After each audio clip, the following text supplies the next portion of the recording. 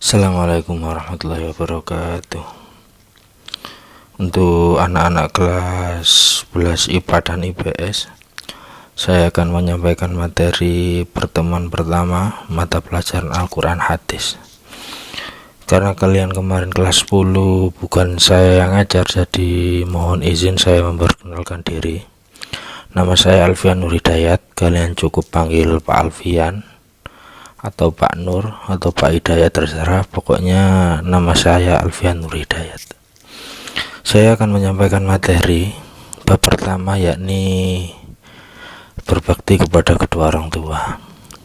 Kalau kalian memiliki LKS atau buku, silakan dibuka, tapi saya akan menjelaskan beberapa hal yang saya anggap penting, yang sekiranya hal itu tidak terdapat dalam LKS ataupun buku yang kalian pegang. Yang pertama, bahwasanya menghormati kedua orang tua ini adalah sesuatu yang wajib. Artinya baik laki-laki maupun perempuan, baik orang tua itu dalam keadaan muslim maupun non muslim, kita memiliki kewajiban yang sama untuk menghormati kedua orang tua. Ini Al-Quran tidak pernah main-main ketika berbicara tentang menghormati kedua orang tua.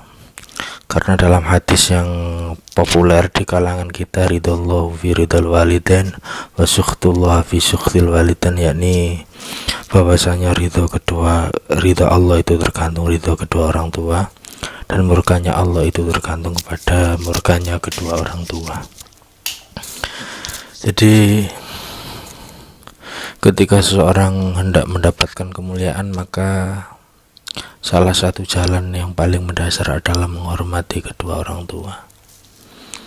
Semua tokoh-tokoh besar, semua orang-orang besar di dunia ini yang kalian kenal, baik itu presiden ataupun siapapun, pasti dalam sejarah hidupnya ketika ia diangkat derajatnya oleh Allah, pasti dia sangat menghormati dan sangat menyayangi kepada kedua orang tuanya. Saya jamin itu. Kalian baca semua sejarah atau biografi orang-orang besar, pasti mereka menghormati kedua orang tuanya. Karena jaminan Allah demikian. Ketika orang tua itu ridho kepadanya, maka Allah pun ridho.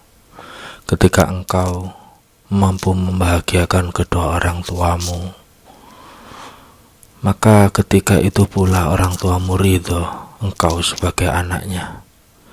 Maka ketika orang tuamu ridho engkau sebagai anaknya, maka Allah pun ridho. Apa yang dimintakan orang tua kepadamu, insya Allah Allah akan mengabulkan. Itu yang pertama. Yang kedua, ketika kita berbicara larangan, dalam surat Al-Isra ayat 23-24 itu dijelaskan, wala taqul lahuma uff, janganlah kalian mengatakan kepada kedua orang tua. Al-Quran memberikan contoh demikian adalah karena bahwasanya ini adalah contoh yang paling sederhana, yang paling minim, dan Al-Quran melarang itu. Berkata kepada kedua orang tua itu artinya menolak, artinya enggan. Ketika Allah mengatakan janganlah kalian mengatakan kepada kedua orang tua, ini sebuah larangan. Lalu bagaimana ketika suatu perbuatan itu lebih daripada mengatakan Misalnya seorang anak membentak kedua orang tuanya. Bahkan lebih dari itu, seorang anak berkata kasar, berkata kotor kepada kedua orang tuanya. Bahkan sampai memukul kedua orang tuanya. Bahkan naudzubillah min dzalik, seorang anak membunuh kedua orang tuanya. Betapa besar dosa yang harus kita tanggung ketika demikian. Karena gak sebanding semua kebaikan yang kita lakukan sampai akhir hayat kita untuk mengganti kebaikan kedua orang tua, gak akan pernah cukup. Karena satu kali ibu kita saat melahirkan kita, satu kali ngeden saja, itu Allah memerintahkan para malaikat untuk memohonkan ampun. itu nggak akan bisa diganti dengan kebaikan seorang anak seumur hidupnya. Jadi ketika kalian masih memiliki kedua orang tua, saya harap kalian mampu melaksanakan tugas kalian sebagai seorang anak. Bahwasanya remaja memang ketika usia remaja memang mengalami pergolakan batin yang luar biasa. Tapi yakinlah bahwasanya apa yang diharapkan kedua orang tua kepada anaknya tidak ada maksud jelek yang kalian pikirkan. Untuk selanjutnya, yakni bahkan sangat pentingnya ketika kita menghormati kedua orang tua itu dalam sebuah hadis itu, bahwasanya ketika seorang laki-laki hendak mengikuti jihad bersama Rasulullah, ya Rasulullah, saya ingin berjihad kepadamu. Yang dilakukan Rasulullah hanya bertanya, apakah kamu mempunyai seorang ibu di rumah? Apakah orang tuamu masih ada? Masih ya Rasul. Ya sudah, nggak usah ikut perang, pulang. Disuruh pulang. Kenapa?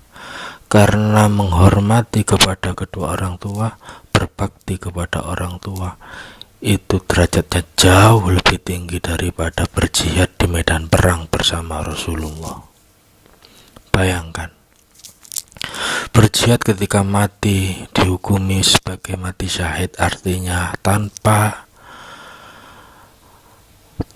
hisab dia otomatis langsung masuk surga. Tapi ketika Nabi mengatakan bahwasanya ketika engkau masih memiliki orang tua maka pulang, ada jauh yang lebih besar derajatnya, jauh lebih besar pahalanya ketimbang mati syahid, yakni berbakti kepada kedua orang tua. Anak-anakku kelas 11, saya akan bercerita tentang perjuangan seorang tabi'in yang bernama Uwais Al-Qarni. Tabi'in ini orang generasi setelahnya sahabat. Jadi orang yang bersama Rasul, orang yang pernah hidup dengan Rasul, yang beriman kepada Rasul dan yang pernah bertemu dengan Rasulullah, kita menyebutnya dengan istilah sahabat. Tapi generasi setelah itu, muridnya sahabat, yakni orang yang tidak pernah bertemu dengan Rasulullah, tapi bertemu dengan sahabat Rasulullah, mengimani Rasulullah, maka orang tersebut adalah tabi'in. Ada seorang namanya Uwais Al-Qarni. Uwais Al-Qarni ini tinggal di Yaman. Nama Al-Qarn adalah diambil dari daerahnya Al-Qarn. Nama aslinya Uwais, maka ketika seorang daerah itu melekat pada diri seseorang, maka dinisbatkan nama daerah kepada namanya. Maka namanya aslinya Uwais ketambahan daerahnya Al-Qarn, maka yang paling masyhur kita menyebutnya adalah Uwais Al-Qarni. Uwais Al-Qarni ini hanya tinggal bersama ibunya. Artinya ayahnya dulu sudah meninggal. Maka dia hanya tinggal dengan ibunya. Uwais Al-Qarni ini sehari-hari hanya pengembala kambing. Artinya memang dari keluarga yang sederhana, bahkan bisa dikatakan kekurangan. Tapi Uwais Al-Qarni adalah seorang yang sangat sayang kepada ibunya. Suatu ketika Uwais Al-Qarni ini membeli kambing. Maka ketika dia membeli kambing ini, ketika Uwais Al-Qarni berangkat bekerja, maka kambing ini dipikul. Mulai dari rumahnya sampai dia tempat bekerja dipikul. Hal itu setiap hari dilakukan sampai kambing itu mencapai bobot 1 pintal atau 100 kilo. Ketika ditanya oleh orang-orang, kenapa Uwais engkau melakukan ini? Uwais hanya menjawab, saya hanya ingin latihan ketika nanti saya mau menggendong ibu saya untuk berangkat haji. Karena ibu saya ini sudah tua, wasiat ibu saya ini, sebelum meninggal ibu saya ingin naik haji. Maka saya membeli kambing ini, saya gendong hanya untuk latihan nanti saya menggendong ibu saya ketika berangkat haji. Maka ketika musim haji sudah sampai dan ketika tabungan Uwais sudah cukup ketika bekerja, maka dia menggendong ibunya dari Yaman sampai Mekah. Bayangkan, karena ibunya ini nggak bisa berjalan, berangkat haji ibunya digendong, sampai selesai rukun haji, sampai pulang haji ibunya digendong. Maka saat sampai tawaf, didatangi Uwais ini sama Amirul Mukminin. Saat itu khalifahnya adalah Umar bin Khattab. Uwais ini ditanya, namamu siapa? Nama saya Uwais. Dari mana kamu? Dari Yaman. Dari kabilah mana? Dari kabilah Murad. Daerah mana? Daerah Qarn. Apakah kamu pernah sakit? Katanya Umar bin Khattab. Iya wahai khalifah, saya pernah sakit. Saya pernah sakit kusta, lepra. Tapi kemudian saya memohon obat oleh Allah, penyakit ini sembuh. Tapi tinggal 1 dirham. 1 dirham itu 1 koin. Jadi masih ada di tangan saya ini, penyakit itu masih 1 koin. Kemudian dibukakan, ditunjukkan kepada Sayyidina Umar. Maka Sayyidina Umar langsung memeluk Uwais. Uwais kaget, kenapa Amirul Mukminin? Benar, engkau adalah orang yang pernah diceritakan Nabi bahwasanya jauh di negeri sana ada seorang yang bernama Uwais Al-Qarni. Ia mempunyai petunjuk di tangannya, yakni bekas sakit sebesar dirham. Maka ketika engkau menemui Uwais Al-Qarni, maka mintalah ampun.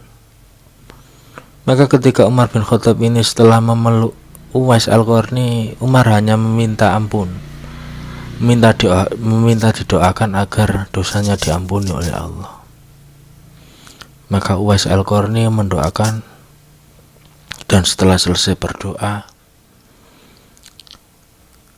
Uwais Al-Qarni ditanya Sayyidina Umar, wahai Uwais, kenapa engkau tidak berdoa untuk dirimu sekalian juga? Kenapa engkau berdoa untukku, tapi engkau tidak mendoakan untuk dirimu sendiri? Wahai Umar, cukup ibuku sebagai doa bagiku. Ketika ibuku ridho kepadaku, wahai Sayyidina Umar, maka aku yakin Allah pasti ridho kepadaku. Dan aku tak mengharapkan apa-apa kecuali orang tuaku ridho terhadap diriku.